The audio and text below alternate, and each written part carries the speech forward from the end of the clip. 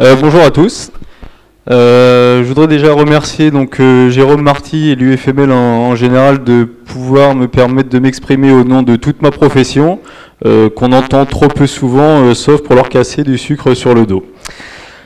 Nous avons été conviés par l'UFML pour apporter notre témoignage, nous, opticiens qui cohabitons avec les réseaux de soins depuis plus de 10 ans maintenant. Les mots qui vont suivre ne sont pas là pour défendre de soi-disant intérêts corporatistes.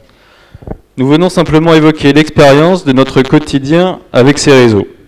De manière générale, et quel que soit le secteur ou la spécialité concernée, sans contrainte, c'est-à-dire lorsque l'organisme de prise en charge intervient au bout de la chaîne de soins, l'objectif premier du praticien est de soigner son patient, donc de rechercher le traitement idoine afin que ce même patient recouvre la pleine santé, soit un état de complet bien-être physique, mental et social, sans consister seulement en une absence de maladie ou d'infirmité, comme le définit l'OMS. De par sa nature, l'objet d'un réseau de soins est de négocier le montant d'un acte et d'incorporer en amont de la chaîne de soins une contrainte financière, c'est-à-dire de déterminer la valeur d'un acte, d'un soin, sans tenir compte de facteurs propres à chaque situation, à chaque praticien, donc de rationaliser la dépense. À partir du moment où la contrainte apparaît dès le début de la chaîne de soins, le praticien se détachera en partie de son objectif premier qui est de soigner et se préoccupera également de la rentabilité de l'acte, quelles qu'en soient les conséquences. Donc, dit de manière plus cavalière, optimiser le soin et ou jouer sur la qualité des fournitures pour tirer le revenu nécessaire à l'équilibre économique de son activité. Aujourd'hui, seuls les domaines des prothèses auditives, des soins dentaires et de l'optique sont concernés par les réseaux. Et on peut parfaitement entendre l'argument qu'il y ait besoin de régulation dans ces tarifs de prestations, même si tout cela est contestable par ailleurs.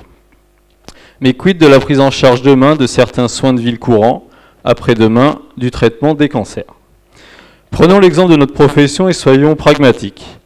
Les réseaux de soins créent une double contrainte pour nous professionnels et pour nos clients. Première contrainte, un nombre restreint de professionnels référencés choisis bien souvent sur des critères peu transparents, voire opaques. Le remboursement différencié venant contraindre d'autant plus ce choix. Deuxième contrainte, une restriction quant au choix du dispositif médical, donc que constituent les lunettes, restriction due à la contrainte financière imposée par des grilles tarifaires, incitant à la recherche du meilleur équilibre pour le professionnel au détriment de la solution la plus adaptée au client. La contrainte se traduit par une liberté de choix et de qualité sacrifiée sur l'autel du bon fonctionnement économique. Les OCAM promettent une prestation de qualité avec un reste à charge le plus faible possible, en totale inadéquation avec la réalité du terrain. La régulation des tarifs ne met pas l'intérêt premier du patient au cœur des préoccupations des praticiens, mais déporte le problème sur la rentabilité des actes. L'optique a été le premier domaine visé au tout début des années 2000, car il semblait être celui où la rationalisation était la plus facile à mettre en œuvre, la pratique du tiers payant qui l'accompagne, déresponsabilisant les porteurs. Ouais. Donc on a réalisé une étude avec nos adhérents, auxquels on a demandé tout simplement leur vision de la pratique quotidienne du tiers payant. Il en ressort donc que la dispense d'avance de frais proposée à nos clients est une activité chronophage. L'étude nous montre qu'environ 60% des professionnels consacrent environ 45 minutes, voire plus, par dossier, donc par client.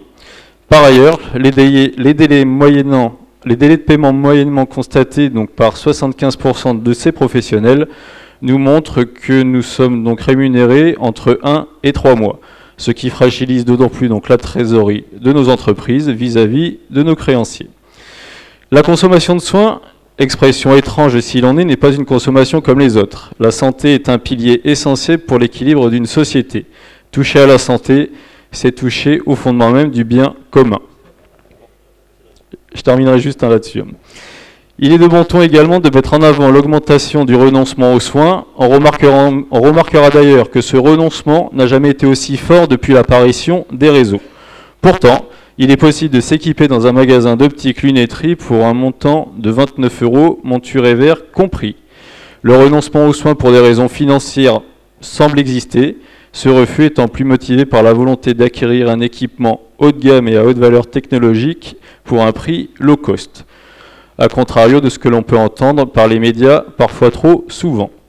En conclusion, nous appelons donc de nos vœux un vrai dialogue et des concertations avec les pouvoirs publics afin de mettre à plat le système de santé dans son ensemble pour construire la santé de demain.